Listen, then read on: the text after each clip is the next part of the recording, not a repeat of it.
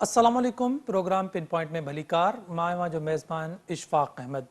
नाज़रीन, सियासत में जॾहिं खां चूंडुनि जी तारीख़ जो ऐलान थियो आहे, हिकु हलचल पैदा थी वई आहे। मुख़्तलिफ़ पार्टियूं जिन्हनि जी कारकर्दगी बहितर न रही आहे, उहे कोशिशि करे रहियूं आहिनि त कंहिंसां गॾिजी इतिहाद कयो वञे, या उहे पार्टियूं जिन्हनि खे इस्टेब्लिशमेंट जी पार्टी सॾियो वेंदो आहे, उहे कोशिशि करे रहियूं आहिनि त इस्टेब्लिशमेंट जंहिं वॾी वफ़ाक़ी पार्टी ते हथ रखियो आहे, छो न उन सां इतिहाद कयो वञे ऐं उन जेको इस्टेब्लिशमेंट जो हथ आहे उन जो फ़ाइदो हासिल करे कुझु वधीक सीटूं हासिल कयूं वञनि।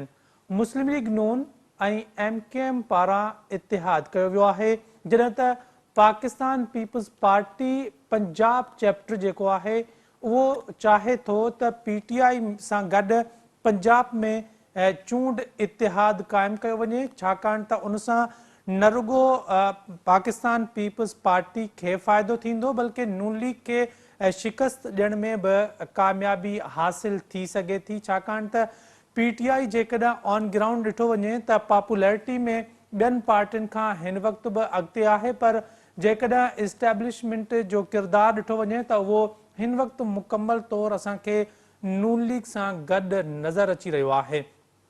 उन सां गॾोगॾु जेकॾहिं ॻाल्हि कजे त पाकिस्तान पीपल्स पार्टी जेका आहे उहा सिंध में बि पंहिंजी चूंड मुहिम खणी चइजे त उन जी शुरूआति करे छॾी आहे। आसिफ अली ज़रदारी पारां मुख़्तलिफ़ ज़िलनि जो दौरो कयो पियो वञे।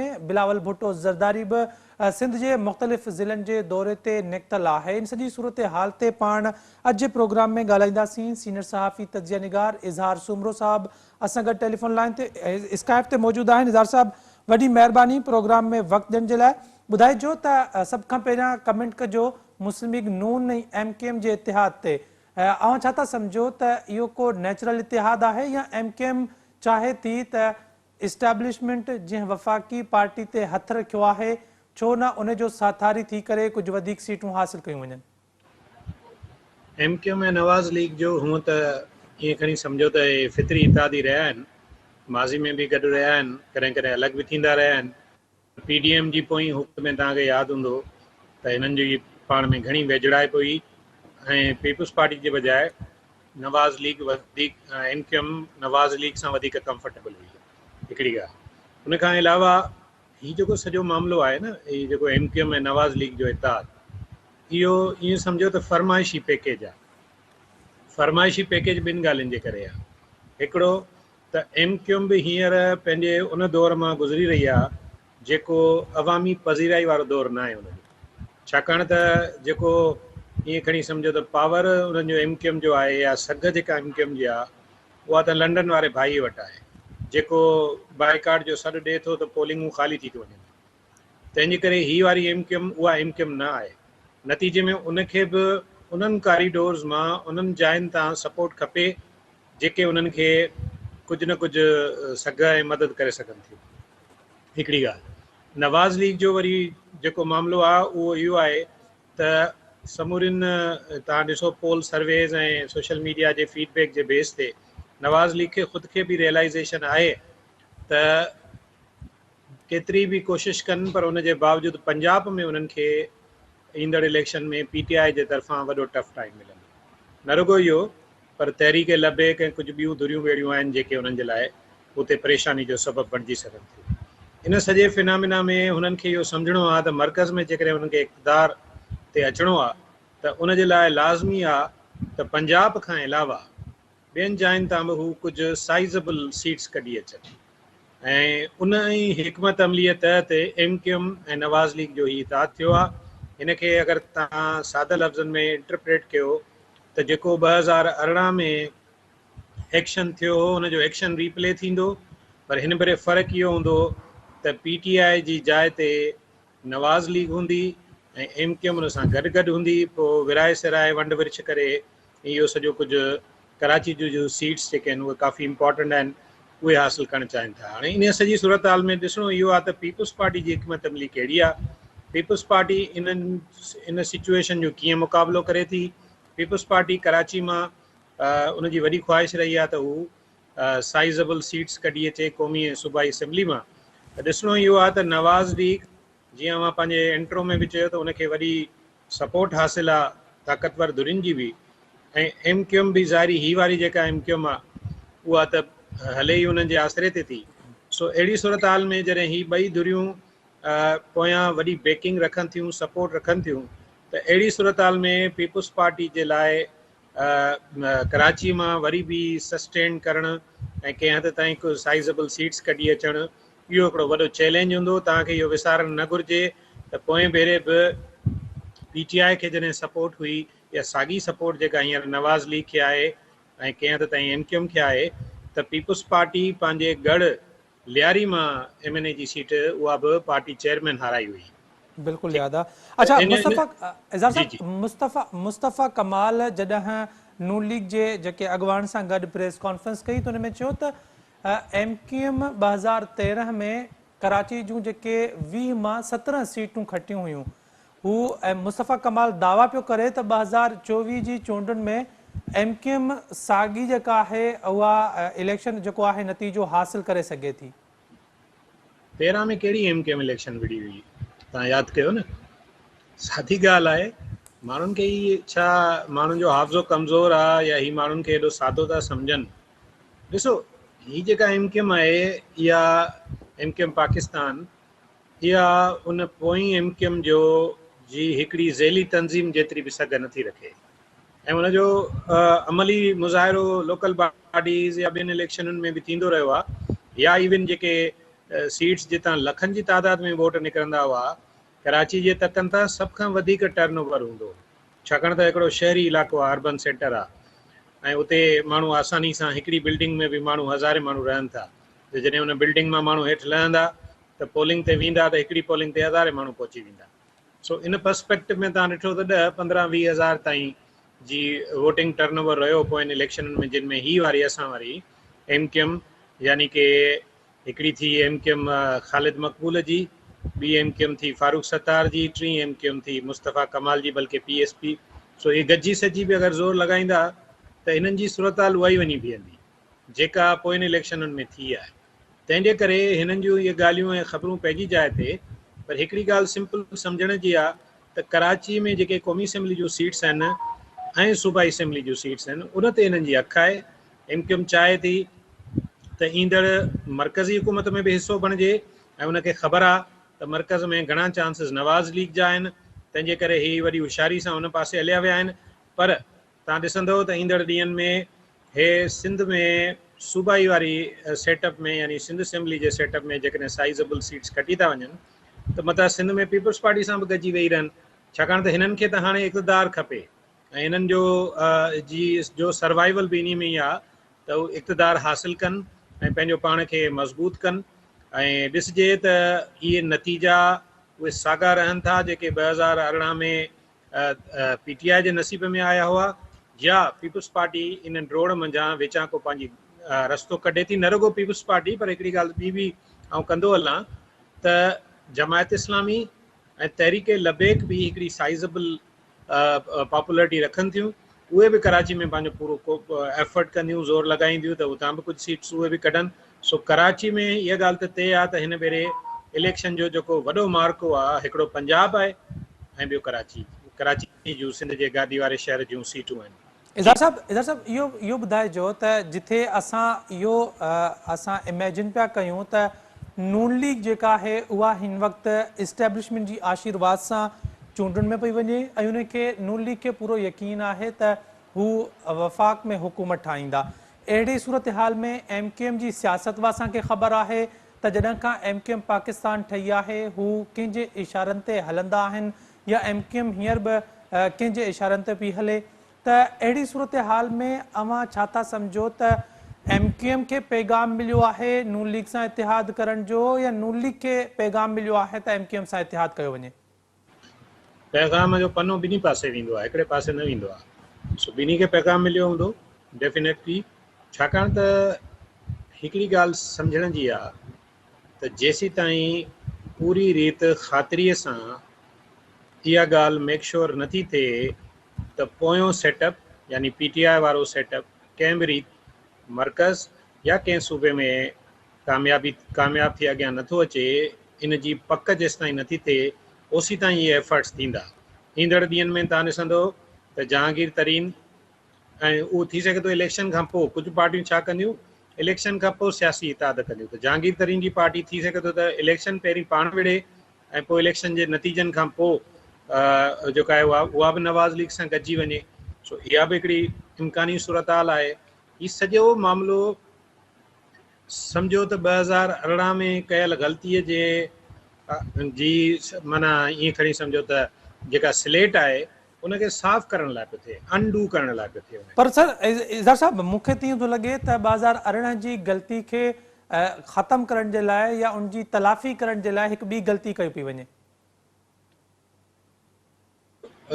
जेका तलाफ़ी न आहे बेसिकली, पर छाकाणि त जेका चेंज ऑफ लीडरशिप थी आहे न, उहा एस्टेब्लिशमेंट में बि थी आहे ऐं पॉलिटिकली बि काफ़ी चेंजिस थियूं आहिनि। उनजे करे हिकिड़ो त हुन अमरा खे जेको अनोखो लाडलो आहे उनखे हाणे उहा लाडलाइप उन वटि बची न आहे। ॿी ॻाल्हि त हिकिड़ो जेकॾहिं असां स्टेट में सोशल मीडिया जे बुनियाद ते हिकिड़ा इम्प्रेशन्स बिल्ड कंदा आहियूं, उन्हनि जो ग्राउंड रियलिटी सां को तालुक़ु न हूंदो आहे। ऐं तव्हांखे हिकिड़ो मिसाल थो ॾियां त जेकॾहिं तव्हां 18 जी इलेक्शन खे बि वठो त आख़िरी वक़्त ते हीउ जेको बचा करायो वियो हो, इहो करायो ई कराची मां वियो न। जो फैसल वाडा ॿिया टिया चवनि था त उहे बिलावल साहब बि खटियो पिए, चवनि था त शहबाज शरीफ़ बि कराची मां खटियो पिए, पोइ आख़िरी वक़्त ते बिलावल बि लियारी मां हाराए थो वञे ऐं शहबाज शरीफ़ बि फैसल वाडा जे हथां हाराए थो वञे। इहा जेका सूरत हाल थी, उहा थी इन करे जो पंजाब में नवाज़ लीग काफ़ी हद ताईं रिज़ल्ट्स कढी आई, काफ़ी सीट्स कढी आई। त इहा ई त इलेक्शन हुई न जंहिंजे बुनियाद ते PTI चए थी त उहो वॾी पॉपुलर आहे। हिकिड़ी ॻाल्हि इहा ॻाल्हि सम्झण जी आहे त हीअ जेके इलेक्शन्स आहिनि इन में के इहे ॿियूं पार्टियूं के नॉन एग्ज़िस्टिंग त कोन्हनि न, इन्हनि जा तक आहिनि, माण्हू आहिनि, वोटर आहिनि, उम्मीदवार आहिनि ऐं इन्हनि वटि हैवी वेट उम्मीदवार आहिनि हाणे जेके ख़र्च बि पखा करे सघनि था इलेक्शन जे लाइ। पाकिस्तान में इलेक्शन हिकिड़ो महांगो कमु आहे, कोई एतिरो सवलो सस्तो मिडिल क्लास जे माण्हुनि जे त बस जी ॻाल्हि बि न आहे। अहिड़ी सूरत हाल में उन्हनि खे डेफिनेटली हिकिड़ी वेव आहे PTI जी, उन वेव खे बि स्लोली ग्रेजुअली तव्हां ॾिसो पिया त फर्दर स्क्रूटनाइज़ ऐं कटेल कयो पियो वञे ऐं इलेक्शन ताईं उहो छा लका वञी बीहे थो, छा सूरत हाल वञी बीहे थी, पाण कुझु नथा चई सघूं। पर हीअ जेके सियासी जोड़ तोड़ ऐं इताद आहिनि, इहे त इलेक्शन जो हिसो हूंदा आहिनि ऐं ईंदड़ ॾींहंनि में तव्हांखे अञा नज़र ईंदो त इहो मामिलो किथे थिए थो। हिन में जेका सिर्फ़ु दिलचस्प ॻाल्हि आहे मुंहिंजी नज़र में उहा इहा आहे त नवाज़ लीग असांजे ऐं तव्हांजे उमेदुनि खां बि अॻु में सिंध में एंट्री कई आहे, सिंध जे राजधानी कराची में एंट्री कई आहे ऐं रुॻो उते न कई आहे। बशीर मेमण साहब खे जहिड़ी रीति हिननि फ्री हैंड ॾिनो आहे, पार्टी जी लीडरशिप सिंध जी ॾिनी आहे ऐं लीडरशिप चेंज कई आहे, इन मां ज़ाहिर आहे त हिकमत अमली में बशीर साहब पंहिंजे मिज़ाज में माज़ी में जेको जॾहिं ऑफिसर रहियो त उहो बि को पीपुल्स पार्टी सां उनजा के सुठा वास्ता लाॻापा न हुआ।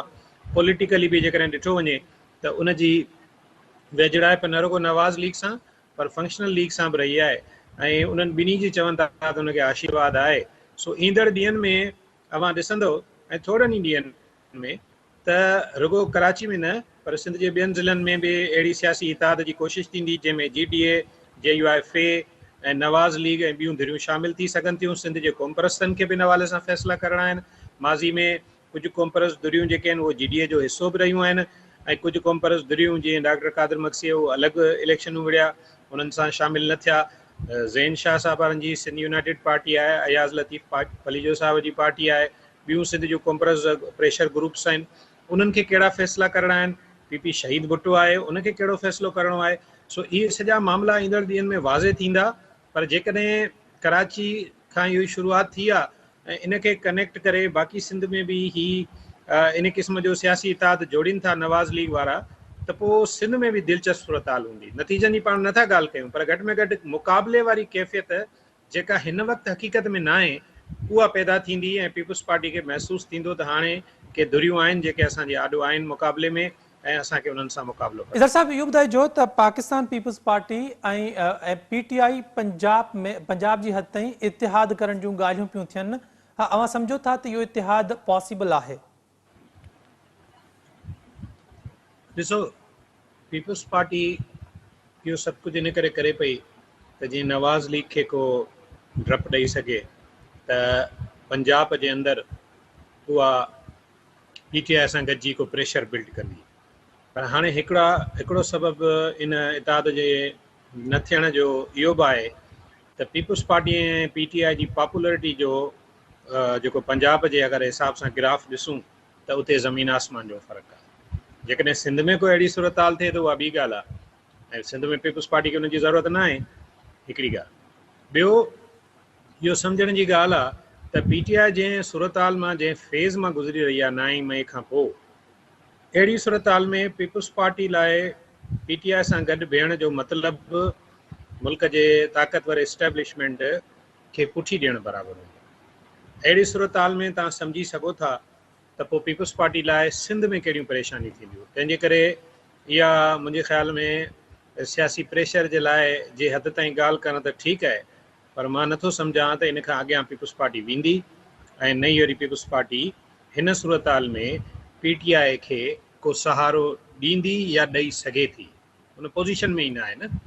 तंहिंजे करे हीउ सॼो जेको कार्ड आहे, सॼो मामिलो आहे, उहो नवाज़ लीग खे प्रेशराइज़ पॉलिटिकली प्रेशराइज़ करण लाइ त ज़रूरु करे सघिजे थो।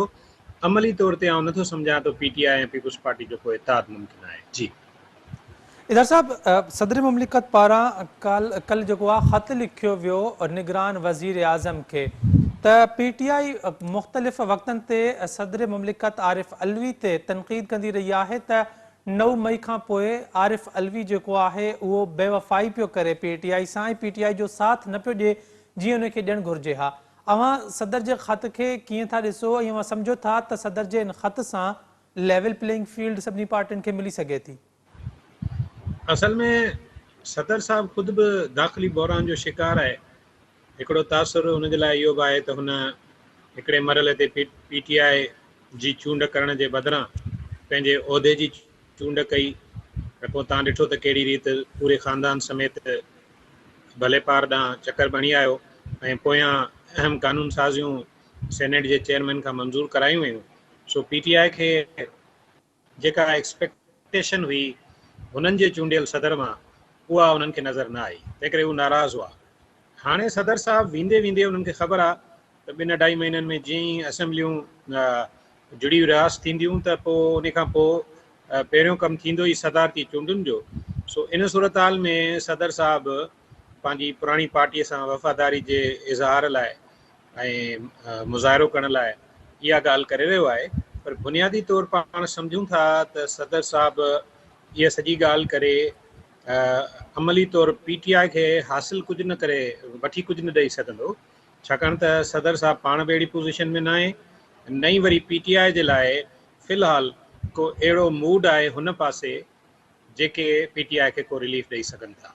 जी इधर साहब, पाकिस्तान पीपल्स पार्टी जेकॾहिं सिंध जे हवाले सां ॻाल्हि कजे त आसिफ अली ज़रदारी मुख़्तलिफ़ ज़िलनि में, जॾहिं त बिलावल भुट्टो ज़रदारी ॿियनि इलाक़नि में दौरनि ते निकितल आहिनि, मुख़ालिफ़ पाकिस्तान पीपल्स पार्टी जा नज़र न पिया अचनि। मुख़ालिफ़नि जो सिंध में नज़र न अचणु अव्हां छा था सम्झो, केतिरो ख़तरनाक थी सघे थो सिंध जे मसइलनि जे हवालनि सां? ॾिसो, सिंध में जेकॾहिं पाण ॾिसूं त सिंध जे हिकिड़ी डिवीज़न में यानी कि कराची में त ही सरगर्मी शुरू थी वई नवाज़ लीग ऐं MKM जी। हाणे सिंध जा जेके बाक़ी डिवीज़न्स आहिनि, जीअं हैदराबाद आहे, मीरपुर ख़ास आहे, लाड़काणो आहे, नवाबशाह आहे, सखर आहे, उते जेके सियासी सरगर्मियूं आहिनि उहे थोड़ियूं घणियूं आहिनि, पर उहे बिल्कुलु तव्हांजी ॻाल्हि सही आहे त उहे पीपुल्स पार्टी करे रही आहे। ॿियनि पार्टियुनि जो जेतिरे क़दुरु तालुक़ु आहे त उहे लॻे ईअं थो त कंहिं इशारे जे इंतज़ार में आहिनि, कंहिं वाज़े डायरेक्शन जो इंतज़ारु करे रहिया आहिनि। पर मां सम्झां थो त ईंदड़ हफ़्ते ॾेढ में बशीर मेमण साहब खे जेको टास्क मिलियो आहे पॉलिटिकल अलाइंसिस जे हवाले सां या राब्तनि जे हवाले सां, उन जे बुनियाद ते बि तारुक़ पैदा थींदो।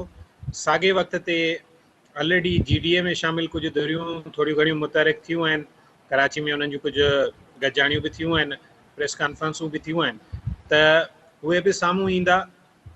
ऐं पोइ ही तव्हां ॾिसंदो त इहा जेका 1 वे ट्रैफ़िक हले पई फ़िलहाल, उहा 2 वे ट्रैफ़िक में तब्दील थींदी। ऐं उन खां पोइ कई अहम सवाल बि साम्हूं ईंदा, जिन में हिकिड़ो अहम सवाल जेको ईंदड़ ॾींहंनि में तव्हां वॾे गूंज सां ॿुधंदो, उहो हूंदो सिंध जी हाणोकी निगरान हुकूमत जे अणधुरे हुजण जो। इहो हिकिड़ो वॾो अहम सवाल हूंदो, छाकाणि त इन जो इशारो कराची में किंगरी हाउस ते प्रेस कॉन्फ्रेंस दौरान डॉक्टर फहमीदा मिर्ज़ा बि ॾिनो आहे, सफ़दर अब्बासी बि ॾिनो आहे, ॿिनि पार्टियुनि बि चयो आहे, MQM बि चवंदी रही। ईंदड़ ॾींहंनि में इन हवाले सां सिंध जी निगरान हुकूमत में बि का तब्दीली थी सघे थी या फेरफार थी सघे थी या का शफलिंग थी सघे थी, उहा बि इम्कान खां ॿाहिरि न आहे, छाकाणि त सिंध में हींअर ताईं जेको तासुर रहियो आहे त उहा निगरान सेटअप घणे भाङे पीपल्स पार्टी खे कंफर्ट ज़ोन में रखंदो अचे। पर हाणे ही पार्टियूं जॾहिं एक्टिव थींदियूं त पोइ हिननि जा मुतालबा बि साम्हूं ईंदा, इहे बि चाहींदा त असांखे बि थोरो घणो स्पेस मिले। पहिरियों मुतालबो डेफिनेटली MQM जे तरफ़ां ईंदड़ कुझु ॾींहंनि में तव्हां ॿुधंदा, ऐं उनखां पोइ GDA ऐं ॿियनि पार्टियुनि जे तरफ़ां बि ईंदो। सो मां सम्झां थो त ईंदड़ हफ़्ता कुझु हफ़्ता सिंध में सियासी तहरुक जे हवाले सां इंतहाई अहम आहिनि ऐं फ़ैसिला हितां आहिनि। जी इधर साहब वॾी महिरबानी प्रोग्राम में वक्त ॾियण जे लाइ। नाज़रीन, सीनियर सहाफ़ी तजिया निगार इज़हार सुमरो साहब असां गॾु स्काइप लाइन ते मौजूद हुआ। प्रोग्राम जो सिलसिलो पाण जारी रखंदासीं। वक्त थियो आहे ब्रेक जो, असां गॾु रहियो।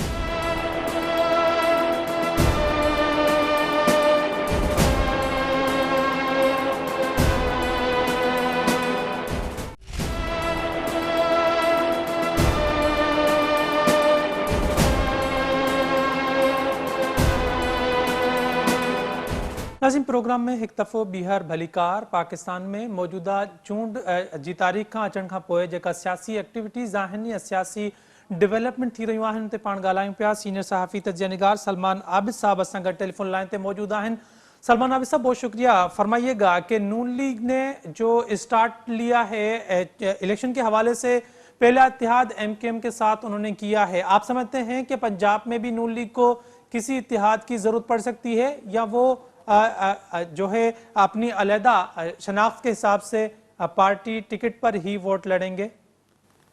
देखिए, पहली बात तो यह कि जो नून लीग और MQM का इत्तेहाद हुआ है उसका कोई इंतखाबी फायदा तो कोई नहीं होगा, क्योंकि MQM के पास जो है ना वो जो कराची की जो पॉलिटिक्स है उसमें मुस्लिम लीग नून का कोई बहुत ज़्यादा वोट तो नहीं है, और ना MQM के पास पंजाब में कोई वोट है जो वो मुस्लिम लीग नून को दे सकेंगी। इसलिए इंतखाबी सियासत में तो कोई बड़ा फायदा नहीं हो सकेगा। अलबत्ता कोशिश ये है कि जब इलेक्शन के बाद हुकूमत बनेगी तो उसमें MQM जो है वो मुस्लिम लीग नून की अगर हुकूमत बनती है तो उनके साथ कोलिशन पार्टनर के तौर पे जा सकती है, एक बात। और दूसरी बात यह कि पंजाब में भी मुस्लिम लीग नून के साथ इत्तेहाद की बातें तो चल रही हैं, और पसे पर्दा कहा जा रहा है कि जो इस्तेकाम पाकिस्तान पार्टी है इन्हीं के साथ उनका कोई सीट टू सीट एडजस्टमेंट होगा, उसका से शायद इंतखाबी इत्तेहाद ना हो सके, कुछ नशिस्तों पर सीट टू सीट एडजस्टमेंट हो सकती है। तो ये भी एक इम्कानी मंजरनामा है, इस्तेकाम पाकिस्तान के साथ वो कुछ सीट एडजस्टमेंट करें, और इसी तरीके से हो सकता है परवेज खटक के साथ KPK के अंदर भी कोई सीट एडजस्टमेंट की जाए, जो PTI पार्लियामेंटेरियन पार्टी के नाम से एक नई पार्टी बनी है।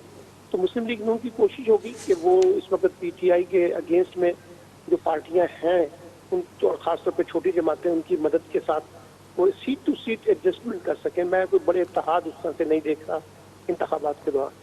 साहब, ये फरमाइएगा कि पाकिस्तान पीपल्स पार्टी चाहती है कि पंजाब में PTI के साथ इत्तेहाद किया जाए, आप समझते हैं कि इस इत्तेहाद के हवाले से कोई बातें चल रही हैं और मुमकिन है कि ये इत्तेहाद हो सके पंजाब की हद तक? देखिए, पहली बात तो ये है कि पीपल्स पार्टी तो चाहेगी कि अगर उनका मुस्लिम लीग नून के साथ कोई seat to seat adjustment Punjab में नहीं होती तो PTI के साथ उनकी सीट टू सीट एडजस्टमेंट हो।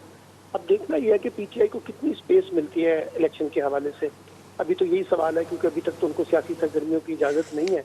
और दूसरी बात यह है कि क्या इस्टेब्लिशमेंट पसंद करेगी कि पीपल्स पार्टी जो है वो PTI के साथ जाके कोई अलायंस करे, और मैं नहीं समझता कि जरदारी साहब इस्टेब्लिशमेंट से हट के कोई अलायंस बनाने की कोशिश करेंगे। तो ये तो भी देखना पड़ेगा कि जिस तरह से इंतखाबी मंजरनामा सामने आता है और जिस तरह से शेड्यूल वगैरह जब सामने आ जाएंगे तो जो नए अलायंसेस बनेंगे उसमें देखना होगा कि पीपल्स पार्टी और PTI के दरमियान जो बातचीत क्या कहते हैं कि बहुत से लोग के आगे बढ़ सकती है, वो डिपेंड करता है कि कितनी स्पेस PTI को दी जाएगी इंतखाबात के हवाले से। सलमान साहब, आप बात कर रहे हैं कि जरदारी साहब एस्टेब्लिशमेंट से हटकर कोई काम नहीं करेंगे, जबकि पाकिस्तान पीपल्स पार्टी हर अपने बयान में, प्रेस कॉन्फ्रेंस में अपने आप को एंटी इस्टेब्लिशमेंट और नवाज शरीफ और चेयरमैन PTI को कहती है कि ये लाडले और लाडले प्लस बने हैं, हम ऐसा कभी नहीं करेंगे। एक जमाने में Peoples Party anti establishment party थी, और वो उस वक्त तक जब तक के बेनजीर भुट्टो की सियासत थी। जरदारी साहब तो प्रो एस्टेब्लिशमेंट आदमी है, और इस वक्त उनकी सियासत एस्टेब्लिशमेंट की मदद के साथ खड़ी है। कराची का जो मेयर का इंतखाब हुआ है और जिस तरह से उनका मेयर बना है वो भी हमारे सामने है। اور اس لیے بیان بازی کی حد تک تو دیکھیے نا، نواز شریف بھی اینٹی اسٹیبلشمنٹ ہے، عمران خان بھی اینٹی اسٹیبلشمنٹ ہے، اور زرداری صاحب یا بلاول بھٹو بھی اینٹی اسٹیبلشمنٹ ہے. عملی طور پہ تو اس وقت ساری سیاسی جماعتیں کسی نہ کسی طریقے سے اسٹیبلشمنٹ کے ساتھ مل کر اپنے لیے کو راستہ نکالنے کی کوشش کر رہی ہیں. اچھا سلمان صاحب، یہ فرمائیے گا کہ چیئرمین پی ٹی آئی کے حوالے سے تو شکوک و شبہات ابھی بھی موجود ہیں کہ کیا وہ الیکشن میں حصہ لے سکیں گے یا نہیں لے سکیں گے، لیکن آپ سمجھتے ہیں کہ نواز شریف کو اتنی کلین چٹ مل جائے گی کہ وہ 8 فروری 2024 کے الیکشن میں حصہ لے پائیں؟ کہ نواز شریف صاحب کے معاملات بھی کورٹ کے اندر ہیں، اور کورٹ سے ان کو ریلیف ملے گا تو یقینی طور پر وہ الیکشن بھی لڑ سکتے ہیں، اس میں کوئی شک نہیں ہے. پی ٹی آئی کے چیئرمین کے بارے میں کہا جا رہا ہے کہ ان کو شاید ریلیف نہ مل سکے اور وہ شاید الیکشن نہ لڑ سکیں. البتہ ان کی جماعت جو ہے وہ الیکشن ضرور لڑے گی، لیکن کس طرح سے لڑے گی یہ ایک الگ سوال ہے. کتنا ان کو اسپیس دیا جاتا ہے، کتنی زیادہ نہ بنیادوں پر الیکشن لڑا جاتا ہے. اور میں تو یہ بھی سمجھتا ہوں کہ ابھی خود مسلم لیگ نون کے حوالے سے بھی یہ کنفرم نہیں ہے کہ وزارت عظمیٰ کے اوپر نواز شریف صاحب بیٹھیں گے یا شہباز شریف صاحب بیٹھیں گے. اچھا سلمان صاحب، یہ فرمائیے گا کہ آپ نے کہا کہ استحکام پاکستان پارٹی اور نون لیگ ہو سکتا ہے آپس میں اتحاد کریں، تو بہت سارے رہنما ویسے ہی نون لیگ سے چڑ کھاتے ہیں، نواز شریف سے خاص طور پر. وہ استحکام پارٹی سے علیحدگی اختیار نہیں کر لیں گے، جس طرح فیاض چوہان بات کرتے ہیں، جس طرح فواد چودھری صاحب بات کرتے ہیں؟